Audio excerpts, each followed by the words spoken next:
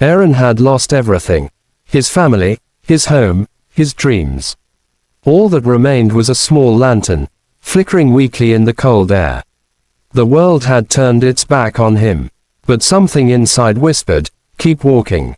So, he did. Through the mist, through the silence, through a world that no longer believed in him. Every step felt heavier than the last. Every breath felt like fire in his chest. But still, he moved, one step at a time, toward the mountains that touched the sky. Narrator. The mountains spoke in strange voices. Not with words, but with fears. "You're not strong enough. You'll never make it. You should have turned back long ago." The voices came from within him. They weren't the mountain's voices. They were his own, born of pain, regret, and exhaustion. But Arin lifted his head and whispered back, "Maybe I'm not strong enough, but I'm not done yet." Narrator. That night, he built a small fire beneath the shadow of the cliffs. He stared at the flames, dancing, fragile, alive. And he asked the stars a question. Why do I keep walking, when everything in me wants to stop? The wind was silent, but in that silence, he found something. A faint warmth in his chest. Not from the fire, but from his own heart. It whispered again, "Because your story isn't over yet."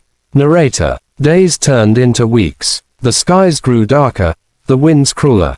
Rain slashed against his face as he climbed. Each step tore his muscles. Each fall bruised his soul. There were moments he cried out, "Is there even light beyond these mountains?" But even in the storm, his lamp, though small, refused to die. And so did he. Narrator. Then came the moment of collapse. His strength gave way. He fell onto the cold rocks, face down, exhausted. For the first time, he wanted to quit. But as his eyes closed, a memory flickered. His mother's voice, long forgotten. "Son, the sun always rises. But only for those who wait for dawn." And with that memory, he opened his eyes again. Narrator. When he looked up, the storm had gone. Above him stretched a sky painted with a billion stars, each one shimmering like a promise. He realized, the stars had always been there, but he could only see them after the darkness cleared. He smiled, and whispered, "Maybe, this was never about reaching the mountain. Maybe it was about finding myself on the way." Narrator. At dawn, Arin began his final climb.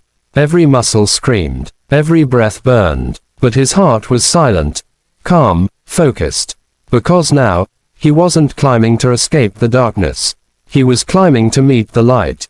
He pushed through the last slope, hands trembling, legs bleeding.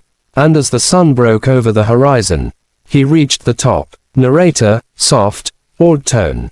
There it was, golden light spilling over the mountains, warmth flooding his face, the whole world below glowing with peace. Arin fell to his knees, not from exhaustion, but gratitude. He laughed and cried at the same time. And in that moment, he understood. The mountain was never his enemy. It was his teacher. It never tried to break him. It tried to build him. Narrator. He looked down at his lantern. The small light that had guided him through every storm. It wasn't glowing anymore, because now, the light was within him. He closed his eyes and felt peace for the first time in years. Not because he reached the top, but because he found meaning in the clinic. Narrator. When he finally walked back down the mountain, the world looked different. The same paths that once felt cold and cruel, now felt alive, filled with purpose.